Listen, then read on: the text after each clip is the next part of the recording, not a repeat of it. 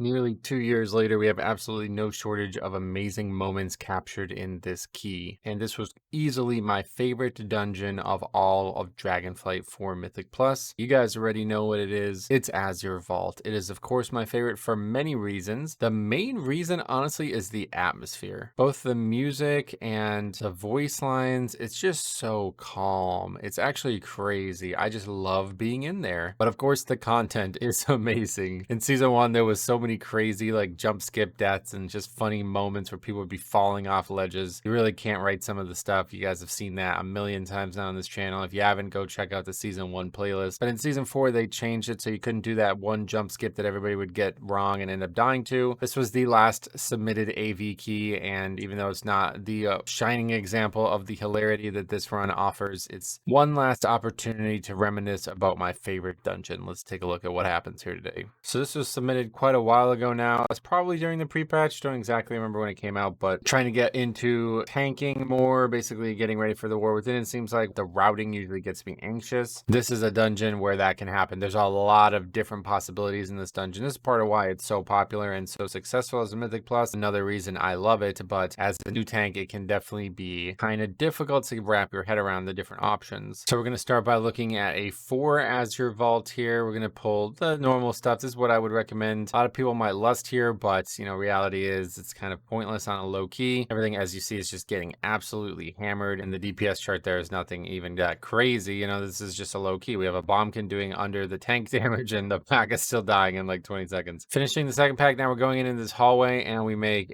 honestly a pretty bad mistake. This is a pretty crucial error we make here. You put yourself in a position where this is pretty much always going to happen. Let's watch exactly what unfolds there. In this case, we want to get these 4 lashers, and in order to do so, the tank just kind of walks past the patrolling whelp. He did it in a way that like was totally safe for him, but then because others were lagging behind, they actually just will walk right into it totally unaware. This is like a low-key mistake. You'll never see anything more clearly a low-key mistake than this. And I think you'll learn something here about like tank positioning too. You see how like you sneak by and you're it's super comfortable. Like you never even came close to walking into these, but because everybody's following you and they're like generally clueless, they don't really know where you're walking and why it's important. You know, they're not able to see the steps that you take and see exactly what you saw on your screen when you did it. And this is going to happen a lot because of that. As a tank, you know, you might be the first person at a situation and you might think, all right, it's safe to go now. Obviously, in a higher key, people know not to walk into the whelps. I guess it's probably to nobody's surprise that it's the balance druid who did less damage than the tank on the giant first pull of the dungeon who does it, but still, this is you setting yourself up for failure with this type of strategy. Instead, you should try to aggro those and pull those back. Pull them back behind like invisible line of the maximum patrol of the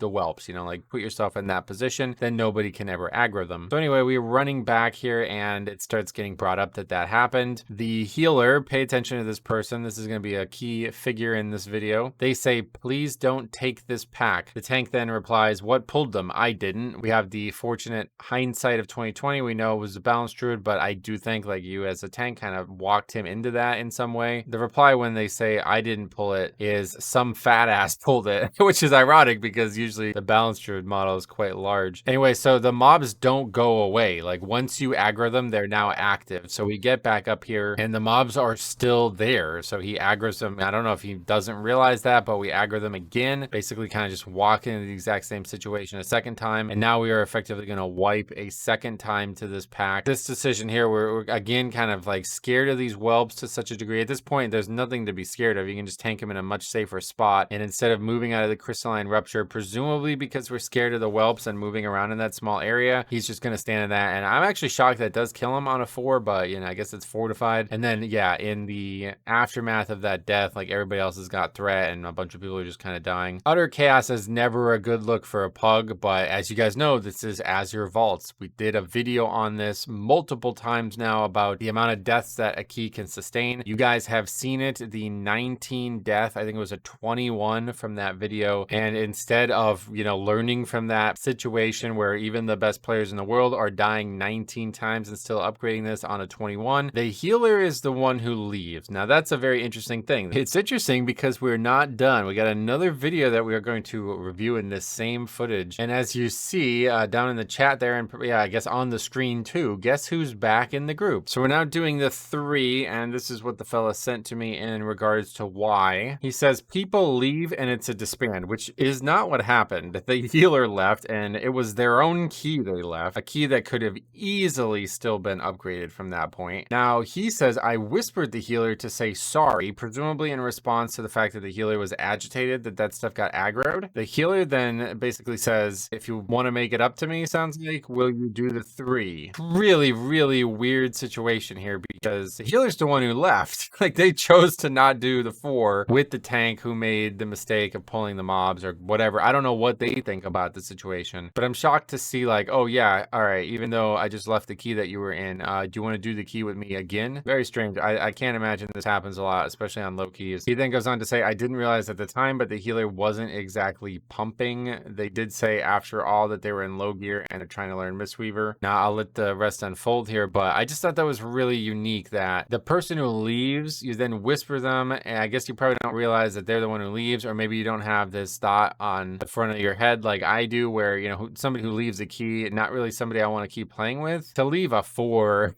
I mean, it's kind of ridiculous. You have really no problem whatsoever upgrading keys this season, and I do think, you know, Grawl just made a video on this, but I do think people are going to be in for a super rude awakening, because if this is the behavior you're experiencing in a 4, like, he made the video using my spreadsheet as well, comparing season 4 and season 1 of Dragonflight, where we actually had multiple keys on the first day that were not upgraded that would now be considered mythic zeros, which is pretty wild to think about. Season 1 is going to be very, very hard for multiple reasons, and I think the behavior you're seeing in this key and some of the other submissions we've had on this channel is the #1 reason why it's going to be so hard. Those people are also going to be starting at level 2 without, you know, any gear. We're all going to be starting from the same point, so it's going to be a lot harder to see like groups that organically form with like high coordination and good skill levels. There's going to be a lot of, I think, back and forth in the early days, especially the early weeks of the season. So if you guys are out there running those low keys, especially in those first few weeks, please remember this channel, man. Just press that record button and send me anything in, and we will make all kinds of videos on this stuff. I can't wait to see what happens. Otherwise, the run goes super clean. Up until this point, we have nothing to even converse about. This is a very interesting time in the dungeon, though, and it kind of harkens back to what we talked about at the top of the video. There's a lot of different ways to do this dungeon, and if you are in the boat of a low-key tank, you may not recognize how many different options there actually are if you're running these keys for the first time. So we've cleared out all the trash on this ring, and I imagine most people would just now click the book and go down a level, but as we do, somebody says skip ?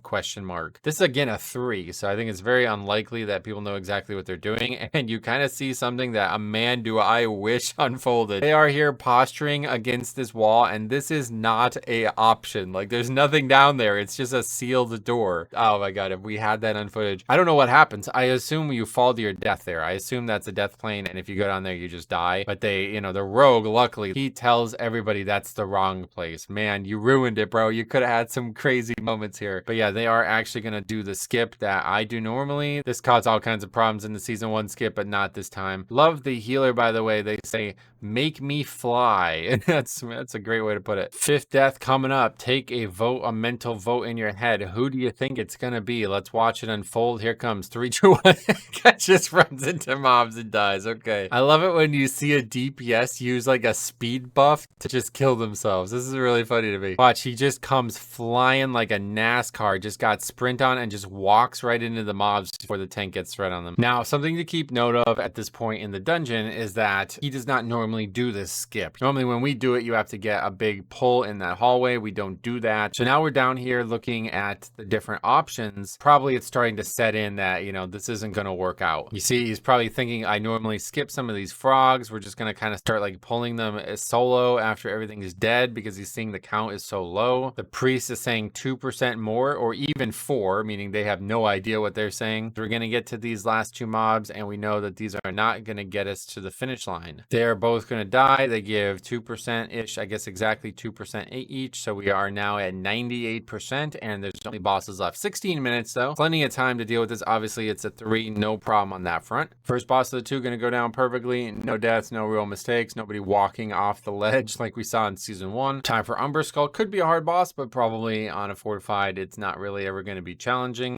Healer friend doing their best to make it difficult though. Look at them right at the top of the screen, and then they just roll right into the breath. Watch it again. There's the healer at the top of the screen going the right direction. Then they like randomly transcend and then just roll right into the front of the dragon. It's actually crazy that you can survive that, to be honest. People are down here struggling though, man. Look at this. Oh boy, this is tight, man. We're barely getting through it. They again do the mistake that we saw in the high key situation the other day. We have the skull just not getting touched. Like, it is at full health. It is not getting touched. People are getting slaughtered, and they finally do get it down with a couple seconds to spare. Same thing again here. This crystal just absolutely living right now, man. Everybody got to switch to this thing. Maybe it's a tough thing for the comp. We got a fire mage doing 100k right now, barely getting by. Luckily, the healer's able to keep it up, which is impressive considering, remember the comment, they're in low gear and trying to learn Mistweaver. Good time for learning now, and we actually have people switching to the skull this time, so it goes down nice and quick. All right, so Umber Skull is dead. We got 2% left. Guess what they're gonna do? Let's go back to the start. Oh yeah, hello darkness, my old friend. Here we go again. Watch this. We're gonna try to skip it, and guess what? We're gonna intentionally aggro it yet again. This time he actually